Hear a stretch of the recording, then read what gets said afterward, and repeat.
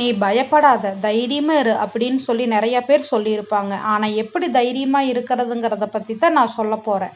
இந்த தவறுகளை செய்யாமல் இருந்தாவே தைரியமாக இருக்கலாம். இறந்த காலத்தை பற்றி அதிகம் புலம்பாதே. நான் ஃபஸ்ட்டு எப்படி இருந்தவன் தெரியுமா, நான் ஃபஸ்ட்டு எப்படி வாழ்ந்தவன் தெரியுமா அப்படின்னு சொல்லிட்டு இறந்த காலத்தை பற்றி நிகழ்காலத்தில் நீங்கள் அதிகமாக புலம்பிகிட்டு இருந்தீங்கன்னா உங்களோட தைரிய லெவலே கம்மியாகும். ஸோ நிகழ்காலத்தில் இறந்த காலத்தை பற்றி நினைக்காதீங்க. ஒரு செயலை செய்யறதுக்கு முன்னாடி யாரை பார்த்து பயப்படாதீங்க.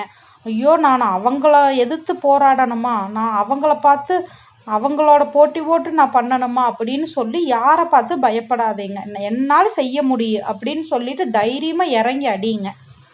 உன்னை நீயே பாவம் நினைக்கா, ஐயோ நான் பாவம், எனக்காக இது செய்ய மாட்டேங்கிறாங்களே அப்படின்னு சொல்லிட்டு உங்களை நீங்களே பாவமாக எண்ணாதீங்க. என்னால் செய்ய முடியும், என்னை பார்த்து நீ பாவப்படாத அப்படின்னு சொல்லிட்டு தைரியமாக நில்லுங்க. வெற்றி கண்டிப்பாக உங்களை சேரும்.